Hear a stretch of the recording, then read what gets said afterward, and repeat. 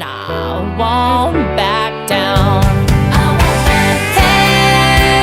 Hey, baby,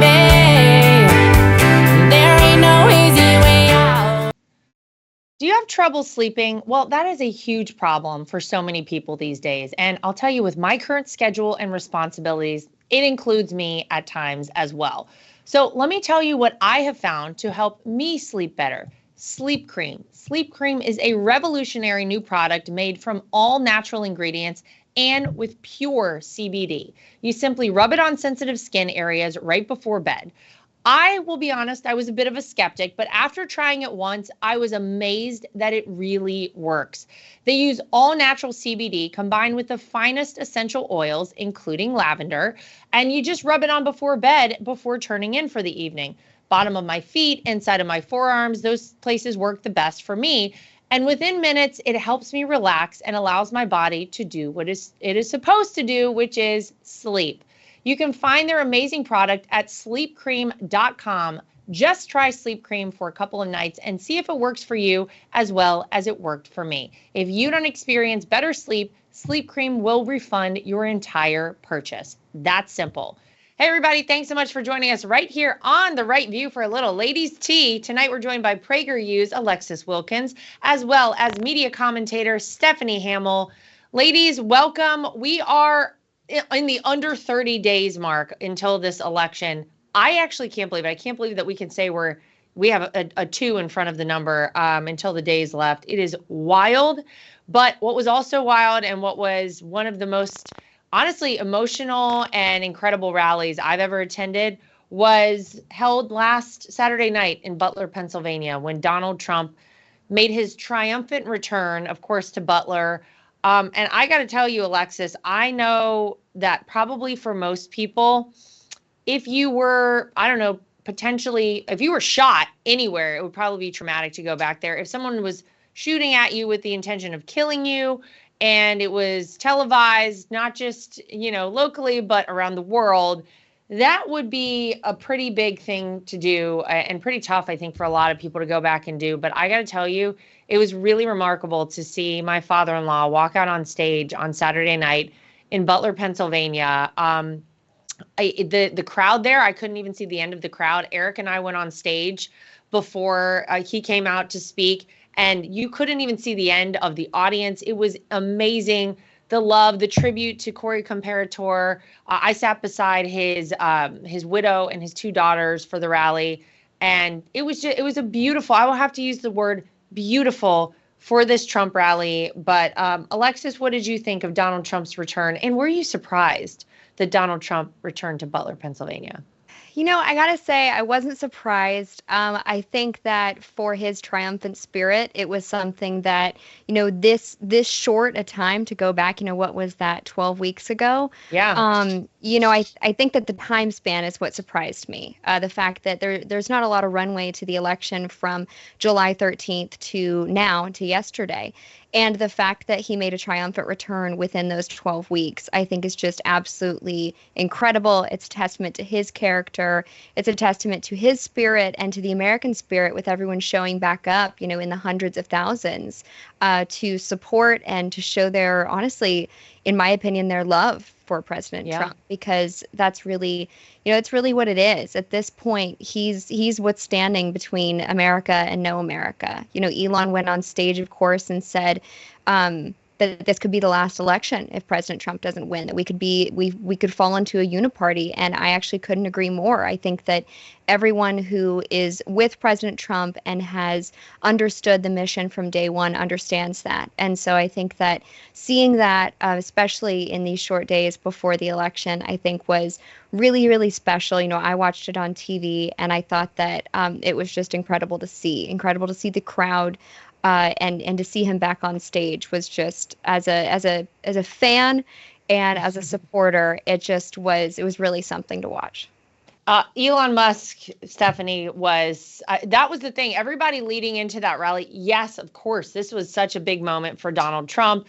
I think a huge moment for Butler. I think it was really important to Donald Trump that he go back and kind of have a different association for the people of Butler. I have friends who actually live in Butler and who were at that rally on July 13th. And I know that they were slightly nervous that this would be sort of the association forever with Butler. And of course it will be, but now it's positive. And now it's there was so much love and so much spirit. And the Elon Musk arrival and stage entrance where he jumped on stage. I mean, just it was really amazing. And I don't think people can overstate Elon Musk being there. He has 200 million X followers, whatever we call it now. I think there were 10 million people on Donald Trump's X who were streaming this live, if I'm not mistaken. So this was a huge event. And to have Elon not just come out and say a couple of nice things about Donald Trump, but to Alexis's point, to say literally, if we do not vote Donald Trump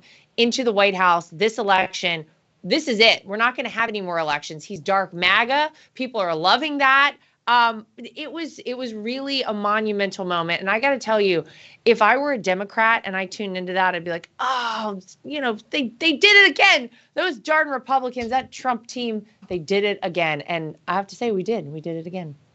Yeah, first, I just want to start and say that Donald Trump has shown so much bravery, not since just the first attempt on his life, but since the second attempt on his life. And I mean, it's just really incredible that he went back and it just shows his strength. I mean, there's a stark contrast between Donald Trump and this, Biden-Harris administration. And, he's been such an inspiration for this country, and for him to hold strong during these difficult times. I mean, what happened to him is an actual threat to democracy. And these, alleged assassins, if you will, these people aren't necessarily just going after Trump. They're going after the American people. Trump took a bullet for us. They're attacking us and our right to vote for a candidate who we think should be able to lead this country. And so, I really appreciated that he went back. And I'm sure the people of Butler, Pennsylvania appreciated that he came back, because it must have been super traumatizing. And people are probably still having strong emotions over what happened in their local area. And as people are having strong emotions across the country. And as for Elon Musk, that was an incredible collaboration. I'll admit that I wasn't actually expecting him to get involved in the campaign in this way. Yes, he endorsed Donald Trump. And yes, he's been speaking positively about him and has made it clear who he's going to vote for in this election. But for him to show up in person, I was like, jaw dropped, wow.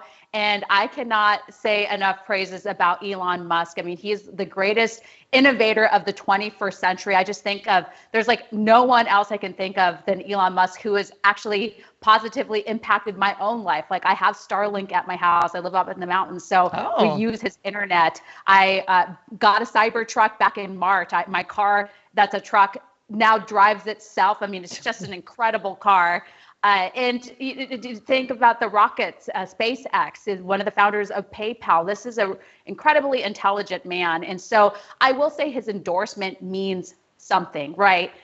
I'm sometimes skeptical about the endorsements from Hollywood. And I'll say, who cares? These people are just regurgitating talking points from the left because they don't want to get canceled and they want to keep their jobs. They never say anything original. But when it comes to Elon Musk, he was never really a political guy, right? He never said anything about politics. Yeah, exactly. And he knows it's not a popular place to be. And we've seen the attacks on his personal life, his businesses, since he's come out as a Trump supporter. And so I think he thought about this deeply. And he, as you pointed out, has 200 million followers on X. And I think his voice in this election will maybe not necessarily convince people to vote for Trump, but to at least pique their interest, to say, why does this intelligent man support Donald Trump? What is it about Donald Trump that Elon Musk likes? I should look into this. I should read more about the policies, and I should see his point of view. And I think it will actually make a difference. Yeah, it's really something. I agree with you. I think that oftentimes people are kind of, who cares whenever it comes to endorsements, but this is it's a very big deal coming from Elon Musk. And, you talk about him really putting himself out there. I talked with him some backstage after the rally last night. And that was like the first thing he said to me was how shocked he was that people he'd been friends with for so long, their reaction and the response to him supporting Donald Trump. And I basically said to him, I was like, well, welcome to what we've dealt with for the past 9 years. But really, I praise someone so much in a position like his, because there is a lot at stake whenever you're Elon Musk, whenever you have so much out there publicly that, it's not easy. And anyone who does it, I give you credit, but especially for a guy like him, I think it's really amazing. One of the things that I think one of the most touching moments last night, there were two for me. Like I said, I sat right beside the family of Corey, the firefighter who was killed on July 13th. And it was very emotional to be next to them. I actually didn't know I was going to be sitting next to them, but the fact that they showed back up there and that they were, being beside them during the entire speech. Obviously, there were the moments, the tribute, the bells sounding, which I thought was beautiful, and honestly was my father-in-law's idea. The Ave Maria being sung, I thought the whole thing was beautiful, and that was very emotional. But they really are such Trump supporters. Throughout the course of his speech, they were reacting like the rest of the crowd was whenever my father-in-law would say something that they agreed with, and they would clap. And talk about giving credit to people. That must have been very tough for them to show back up there.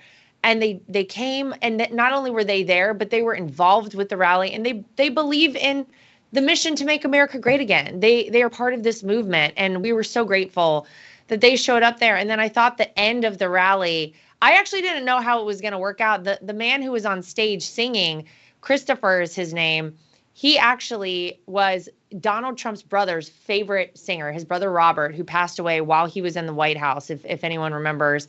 And he sang, I remember, at Robert's funeral, and his voice is incredible. But the songs he was singing, How Great Thou Art, all of these sort of, they had a religious undertone, but they had an American spirit to them. And to see everybody literally get their phones out at the end with the lights on, and I mean, I have chills right now talking about it. So being there was amazing. It was absolutely incredible. And you could feel the spirit of America right there. And actually, Eric looked at me and he goes, "This is America. This is what this country is all about." It was beautiful. So I was so grateful that I got to go to that rally and be there with the people of Butler. It meant everything to us and the family.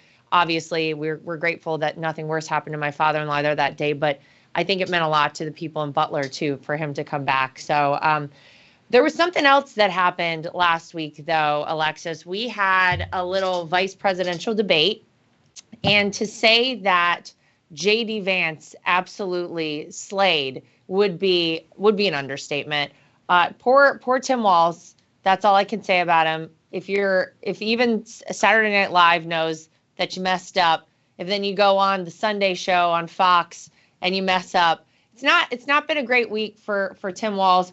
What did you think of the debate last week, Alexis? And I guess my question, and what I always think about, in my position as co-chair of the RNC, does that sway any votes to either side? And I have to say, I kind of think it would if I were a person on the fence and I watched how beautifully J.D. Vance performed in that debate. What did you think?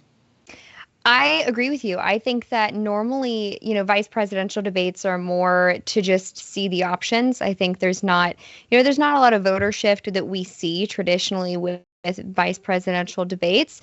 However, I believe that this was an exception. I think anyone who was in the middle or who was undecided or who felt, really kind of more convicted in their economic and national security policy struggles with either side, I think that if that was their concern at all, affordability, any of the things that are actually concerns of the American people, I think that they watched this debate and they went, "Oh no, Tim Walz is completely incompetent." Even if they like Kamala Harris, even if they think, okay, maybe, if they're waffling, I think there's no argument with thinking that Tim Walz is completely incompetent. He was really set up for it in the sense that he did that. Of course, he did Sunday show, as you said, and they had said last week, we're going to be giving Tim Walz to show the opportunity to show Americans who he is. He's going to be batting for the hills this week, and he did not bat anywhere. Instead, J.D. Vance just got to show how incredible of a VP pick he is. I think that he made a good point when he said this is a lot about about introducing myself to the country and really showing people who I am. And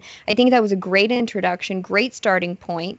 And I think he did just that. I think that it's a testament to how well-spoken and well-versed JD Vance is with not only the policy, but with understanding the voters, understanding where he comes from, and understanding really how to get to people, but also to President Trump's ability to pick personnel. I think that with picking J.D. Vance, I think this debate was really galvanizing the fact that this is a great VP pick. Something we already knew, but I think for anyone who was, maybe not familiar with J.D. Vance or some of the things that he's done or spoken to, maybe they haven't read Hillbilly Elegy, I think that they got to know just who Vance was. And I think that he really did a masterclass in re-navigating narratives. And, even I thought that some touch points for me that were kind of both on the moderator's side of just eyebrow raising, I still saw the lean there. Of course, I had put on my show last week that Margaret Brennan's husband is a donor to Act Blue and to the Lincoln Project. So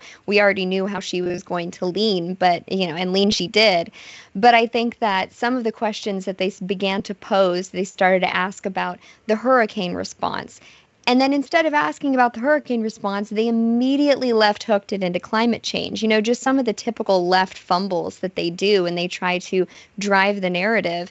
I thought that his answer to that was fantastic. He didn't try to sit there and argue science. He asked, why is Kamala doing this then? It was an if-then debate. And I thought that it was a masterclass in redirecting narrative and showing people that, our policies are just stronger. They just are. And it really doesn't matter how the left tries to sway it. That VP debate was truly a masterclass in who JD Vance is and how to redirect narratives. Incredible. And I love, Stephanie, that JD finally got to come out and show America really who he is, because man, they tried to drag him from the second he was announced as the vice presidential candidate with Donald Trump. They have tried to destroy this man. This is a father of 3 young kids, and really a very young senator. And I've hated to see how they've tried to attack his character. And I think his character is one of the things that came through so brilliantly in that debate. I absolutely loved to see it. And if I could just brag on JD Vance a little bit more, at the rally on Saturday night, anyone watching probably remembers there was a person up in the bleachers it was to like stage left of Donald Trump, who had some sort of a medical situation. And it seemed to be a bit more, involved than like getting somebody water. They actually had to bring this person down on a bit of a stretcher. There was a whole crew of doctors who went over there. And at the end of the rally, I was kind of looking around to see where JD had gone, and I said, "Where did he go?" to somebody, and they said, "Oh, he went out to check on the person who was up in the bleachers. He wanted to go talk to. I think it was a woman. Talk to her." I mean, what a nice guy. He's a nice guy. And so, Stephanie, I'm glad that got to come through, because they tried to convince America that he was some weird lunatic and that, we should have nothing to do with anyone like that. For what this man has lived through and what he's achieved in his very short life, he's 40 years old. I'm so happy that I hope people got a different version of JD Vance last Tuesday for that debate. I will say that you're so right, Lara. It was the Harris campaign, Democrats, and the mainstream media were trying to paint JD Vance as some sort of weirdo. Oh, because he promotes family values. Oh, he's so weird. And meantime, we have Tampon Tim, who's actually weird. Okay, this guy wants to put tampons in boys' backwards. He's very Something weird. is weird with. I'm sorry, with Tim. Very weird. The mannerisms. There's a lot of weird stuff. And we didn't say it first, Stephanie. They did. I'm sorry to interrupt, but this guy, something's a little weird. Just saying. JD was so compelling that even Tim Walz probably wants to vote for him after the debate. We may have Tim Walz's vote. We have the rest of his family's vote. That's true. That's right. Walz family, many of them are supporting Donald Trump in this election. Yeah. You can't make this up. But, it really was compelling. I'll tell you a personal story. One of my best friends, she's been liberal for like the 10, 12 years I've known her. And this year she's supporting Donald Trump. She finally admitted that I've been right all these years, all along. And she didn't know who JD Vance was. And she watched the debate and she was so impressed. She messaged me after the debate. She's like, that was incredible. He's so well spoken. I mean, she was so impressed. And this debate was to introduce JD Vance to Americans who are going to be voting this election, so they can see for themselves that he's not a weirdo, and he makes the case for why he supports all of these policies. Meantime, Tim Walz, he just doesn't cut it. I wouldn't trust the guy to run a popsicle stand. Like, he's not competent for any of that. Like, this is the guy who would be second in line to the presidency. If something happened to Harris, this would be the guy in charge of our country, and that is a terrifying thought. Self-described knucklehead. It's almost as you remember whenever we weren't too long ago talking about how Joe Biden really was secure in his position as president because of how bad his number 2 was, how bad Kamala Harris was. And now look where we are. It's just such smoke and mirrors. I hope Americans are paying attention to this. But yeah, Stephanie, imagine this guy is the one who's a heartbeat away. Could you imagine for a second? He literally called himself a knucklehead on stage. A knucklehead. And he set the bar so low before the debate even happened because he knows he's a terrible debater because he can't really defend the policies he supports. But is that supposed to make us comfortable? And then he tries to insult Americans by saying like, I talk just like everybody else. Like he's some sort of hillbilly and, he's just like everyone else. Well, actually, you're not like everyone else. And that doesn't make you qualified to be vice president. I'm sorry. That makes me uncomfortable. Yeah, not everyone went 30 times to China. Not everyone honeymooned over in China. Not everyone lied about being there at the Tiananmen Square situation. But I digress. Okay, Tim Walz, we got you. Very cool. It's all weird, to use a word that they have loved to use on the left. I am from North Carolina. It's my home state. You ladies probably know that. And I'll tell you, the hurricane that has decimated the western part of the state, Hurricane Helene, obviously has been top of the headlines for very good reason. It's a complete disaster in North Carolina. Everyone I talk to people on a daily basis who physically are there, who live there, and the stories I've heard from some of them, Alexis, I got to tell you, are awful. It is really bad. There's stories. Somebody texted me something about the fact that there was a church who was trying to go door to door and take water to people, but instead they said people aren't asking for water, they're asking for body bags, that there's just the stench of corpses in the street is just really too much to bear, that people haven't come in to help clear it out. It's the whole thing. You hear this awful story, the mom who watched her 7-year-old son, who's the same age as my son, by the way, swept away in the floodwaters with his grandparents. It's awful, the things that we're hearing. But what might even be the worst part of it, Alexis, is the fact that it seems like our federal government has had the most abysmal response humanly possible. And in history, I don't know, maybe Katrina, maybe you could compare it to Katrina. I don't know. I kind of feel like at the end of it, we may find out that this is worse. When you have given, and Alejandro Mayorkas, of course, the DHS secretary, said 3 months ago that FEMA was tremendously prepared for hurricane season. And then just last week, a couple, 10 days after this hurricane hits, he says FEMA is out of money and can't make it through hurricane season. We do not have the funds. These are 3 months apart, these statements. By the way, the end of hurricane season isn't until November 30th. So we've got some time to go. The fact that they are giving and they're like, oh no, it's just for current needs being met, $750 to Americans who have lost everything. They've watched their home destroyed. Their family is dead. They have nothing to show for their name. $750. And yet, in fiscal year 2023, $360 million went to rehouse and resettle people who broke our laws to come here. Fiscal year 2024, $650 million went to resettle and house people who illegally came here. That is outrageous to me. And the argument on the left, of course, is, oh, these are different funds. These are totally different things. So don't get bent out of shape about this, Alexis. You should be okay with this one. Different funds. Here's what I have to say about it. If you are giving even $1 to a person who broke our laws, who came here illegally, and yet you have Americans who are desperate for help, who can't make ends meet, who are getting $750 measly dollars out of this. It is a disgrace, and it is wholly unacceptable in the United States of America. Alexis, what do you make out of this nonsense that now FEMA's out of money, but we should all calm on down because it was a different fund that the migrants were dealt with? We've all seen how quickly life can change. The outcome of a single event can impact our entire nation. Now more than ever, it's crucial to be prepared. Don't wait until it's too late. Protect your family with ReadyWise emergency food. With ReadyWise emergency food, you're covered not just for the worst, but for anything life throws your way. Enjoy peace of mind knowing you have delicious, nutritious meals ready when your family needs them. ReadyWise has a huge selection of freeze-dried meals from breakfast to pasta dishes. You can be assured your food will be good to eat when you need it with their 25-year shelf life.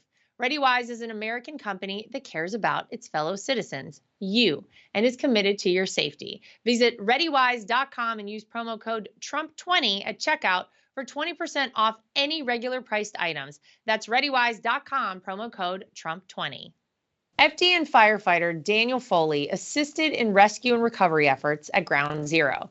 But Daniel couldn't have known then that his heroism would cost him his life more than 18 years later.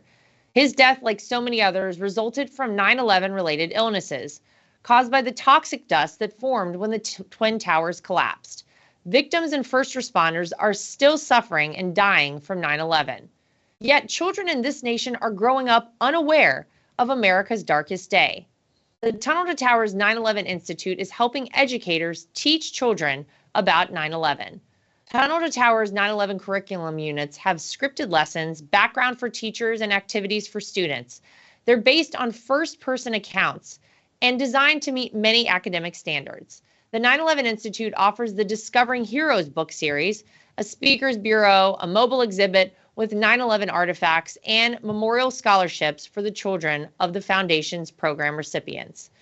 Help our nation keep its promise to never forget. Donate $11 a month to Tunnel to Towers at T2T.org. That's T2T.org. I'm horrified. I'm horrified because, this is the left that has said, really prioritized, what they call humanitarian aid. And they've said, I think Kamala Harris put out a statement on her Twitter a couple of days ago talking to the mayor of Asheville saying, we don't want to let bureaucracy get in the way of helping your people. And she said, thank you. Don't even get me started on the mayor of Asheville. But the thing is that these people are suffering, as you said, Laura, tremendously. These people have lost everything. These people, as you said, don't need water. They need help with corpses. We have no idea truly how bad this is. I don't think videos could do it justice. I have a friend in Asheville that I did not hear from until yesterday. I had no idea. I'm right in Nashville, Tennessee. And so just, to the east of me, I have no idea what's going on. These people have lost, again, everything. And I'm hearing stories that, National Guard isn't allowed in. They're waiting on FEMA. Kamala Harris's first move is to go to, Kamala Harris's first move is to go on apparently the disgusting Call Her Daddy podcast to talk about reproductive rights. I lost it this morning when they went ahead and posted the promo on that. I digress.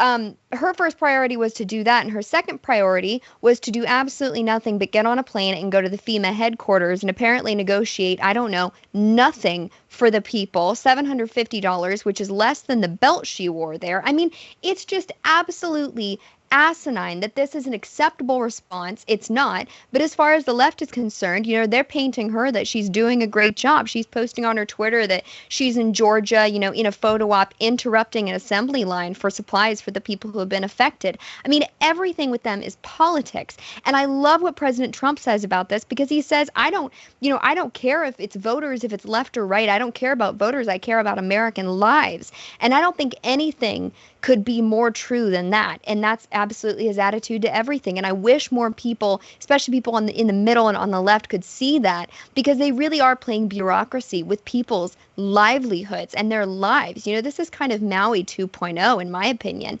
Yeah. And I think what we're seeing here is a completely devastated area.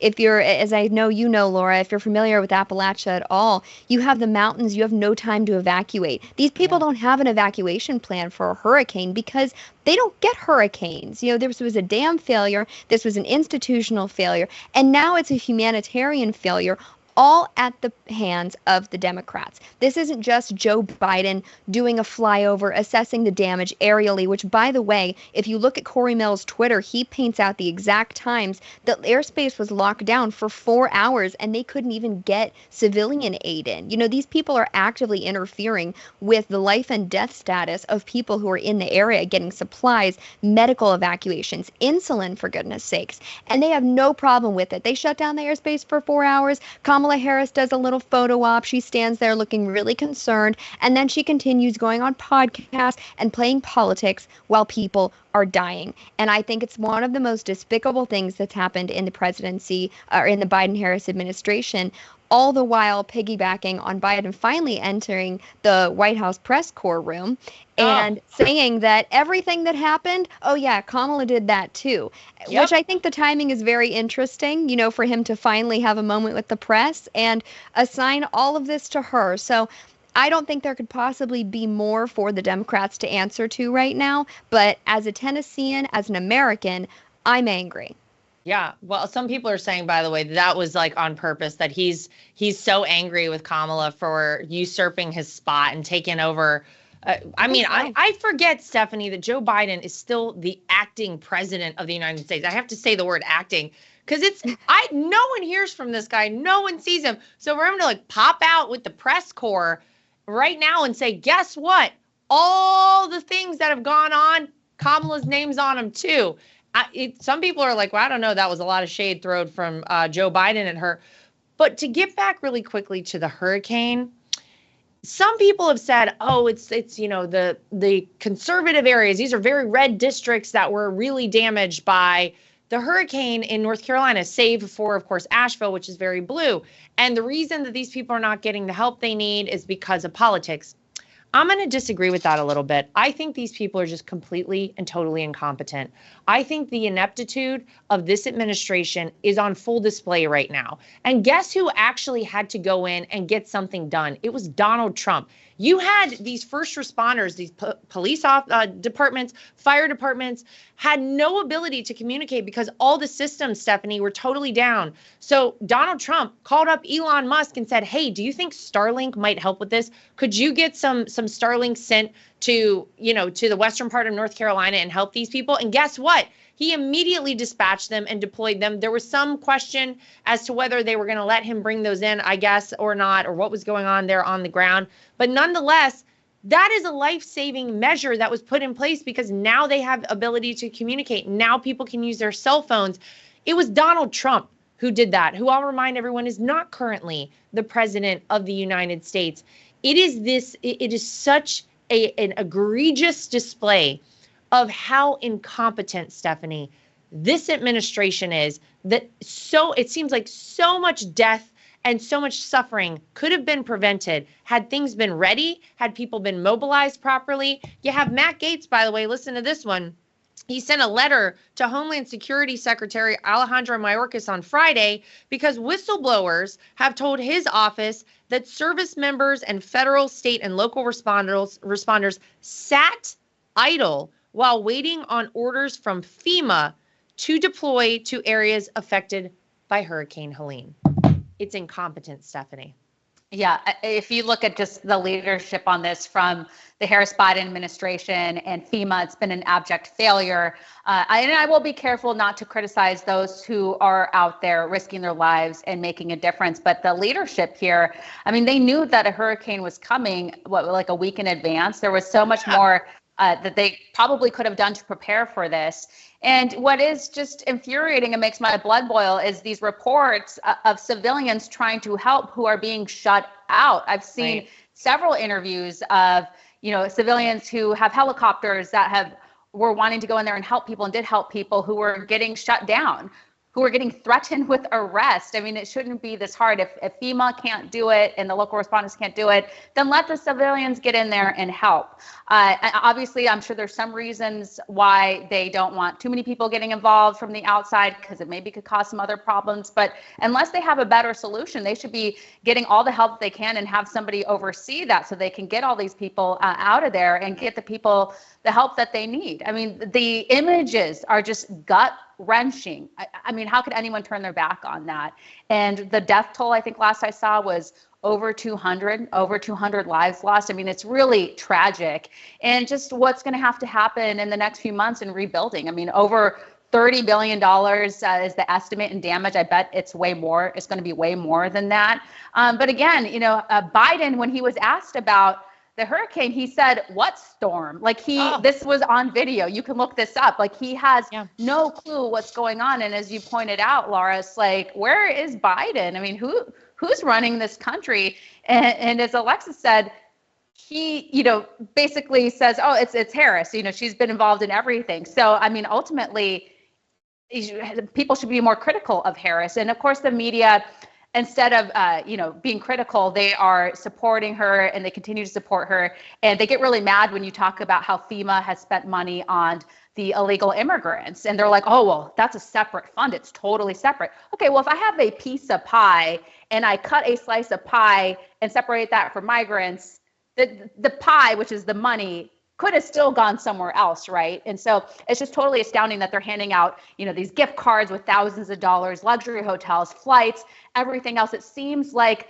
this government has money for everything and everyone except for the American people who are struggling, who need it the most.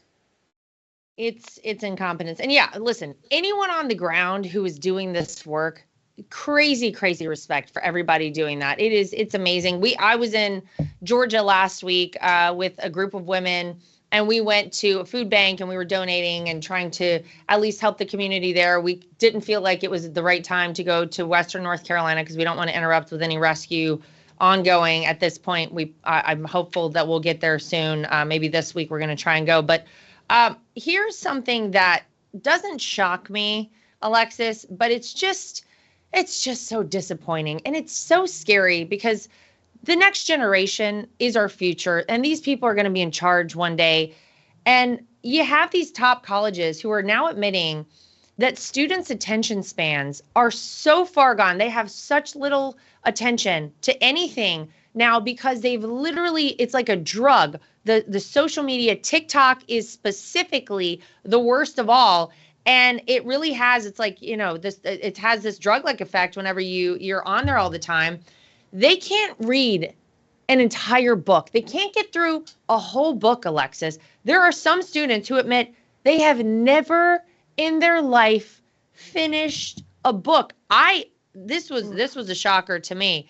So here's an interview with one of these college professors, and these are top universities we're talking about. This is, I mean, I would expect this out of my 7-year-old son coming up at the end of first grade here, okay? Here's what a college professor says. It's not like I can say, okay, over the next 3 weeks, I expect you to read the Iliad, because they're not going to do it. What? Just fail them. What are you kidding me? And they're saying that specifically they're calling out TikTok, and they're saying it's an addiction that these kids have, and it's a devastating crisis of attention that has caused what we're seeing right now. Alexis, these kids cannot get through a full book. What are we doing in this country? Why aren't they failing these kids? Why can't we make this? Our educational system is so broken and so messed up. I was horrified when I read this. It's just so broken. And, you know, the thing is these colleges specifically have these places that are supposed to be these entities of, you know, excellence, and these places that you go for a degree if that's what you want. If you want to be a doctor or a lawyer, you know, you dream of going to these places, or at least I did. I dreamt of going to college and, you know, doing what I needed to do and getting a degree and that being a really honorable thing. But even when I went, and this was years ago now, it was mostly indoctrinative. And I went to a private Christian college in Tennessee. You know, you go to these places and they're so worried about not only hiring professors that are concerned with indoctrinating their students towards the left, as we've seen in the last couple of years. But the students are really just going for an easy ride. They could have a totally politically aligned professor that they might riot on campus for, as we saw the riots over Hamas a couple of months ago. But, they still don't want to read their books. That's what's really interesting about these people. They don't want to know anything about any of the things that they believe in, even if it's not actual education. They don't want to sit there and read a story on history or read a book on the history of a region that they're protesting for. They just want to go out into the square and knock some things over and burn a couple American flags because they've been radicalized in that direction. But also, these institutions, they haven't demanded very much of them because they've been so worried about the indoctrination. And then these students, like you said, they have access to things like TikTok, which the attention span on it is ridiculous. Most videos average 45 seconds, really a minute tops. I know that there's a long form option of 10 minutes, but nobody's making 10-minute TikTok videos. And they're just sitting there scrolling. Fentanyl isn't the only thing that's coming over from China and the CCP that's affecting the minds of our youth. It's also TikTok and products like that, and really any social media that these kids have just become absolutely addicted to. I know that when I was growing up, they were starting to switch over to the iPad learning, and hey, we're not going to give you books, we're going to give you computers. And I feel like everything that's sold, well, I won't say everything, a lot of things that are sold as technological advances and it's better, it's more advanced, are actually things that are just taking autonomy away from students and parents and really just the ability to read a book. I mean, I hadn't heard that stat, and that's incredibly alarming, especially when their priority is not math, science and things that kids need to learn. It's gender studies, critical race theory, and other things that, conservatives have really rung the alarm on. So I think that stat is alarming, although not surprising with the trajectory of the recent things we've seen coming out of colleges. And I even saw at Notre Dame, I saw kind of a hit piece article from the left on Notre Dame Law School saying that they were frustrated that Notre Dame law was starting to make a right turn and kind of be very conservative, which my God. I don't know if that's true or not, but I have a hard time believing that any law program at a university right now is highly conservative. So the woke police are at it again, and it's just so sad that this youth is going to have to grow up and get jobs, and we're already starting to see, I think, some of them running things in society. And it's not just, managing a restaurant or kind of the 16-year-old, as you get older, you have different jobs. Not Kamala Harris. She didn't work at McDonald's, but it's fine. You have these different jobs, and they're not even able to do that. Well, that is the scary part to me, Stephanie.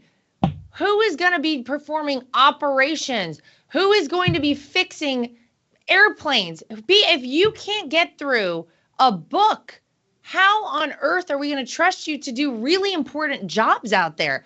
That's the scary thing for me. They're mainlining TikTok and Instagram, but then on the other side of that, okay, great, you get your hit from that and you can't get through, a book. How is it that we're going to have a functional society 30 years down the road?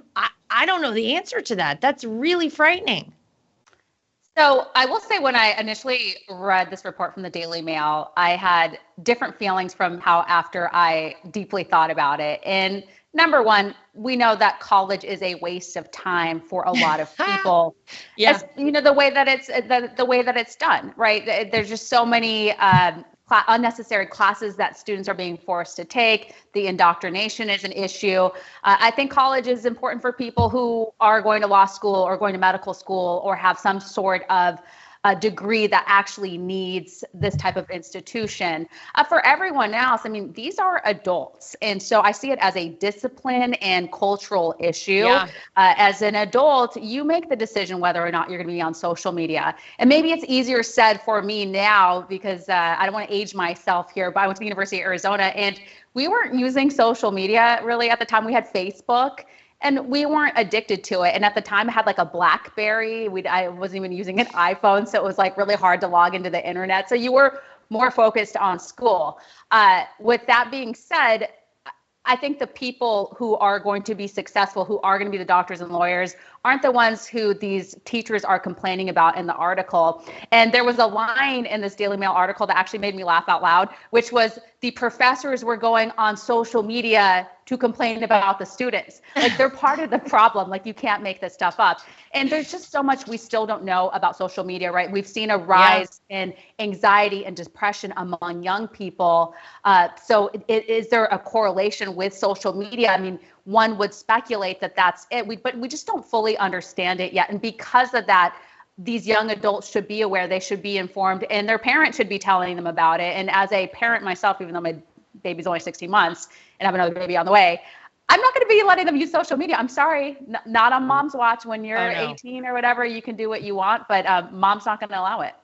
I fully embrace that, and I fully agree with that. And as long as I can keep my kids away from phones, from social media, from all of that, great. That's what I'm going to do. It seems like it's just straight poison for these kids. It's terrible. There's nothing good that comes out. These professors whining about the students not reading books, maybe it's because they're not interested in it. Maybe they didn't want to take this class. If you're interested in something and really want to learn about it and you're serious about pursuing a career in it, you would not be able to get your hands off that book. You would want to just absorb everything that they're teaching you. And so again, more proof that a lot of these classes are a waste of time. Well, hopefully we weed out the bad ones, because I don't want those people performing an operation on me one day. Just saying. All right, Alexis and Stephanie, thank you both for being here with us. And to everybody at home, as always, thank you for joining us. Make sure you like, subscribe, share, and follow. And we'll see you back here next time for more of The Right View. And I won't back down. Hey, baby, there ain't no easy way out. Nothing is worse than being on a phone call that drops. Nothing is worse than trying to text someone and you can't reach them because your phone is out of service range.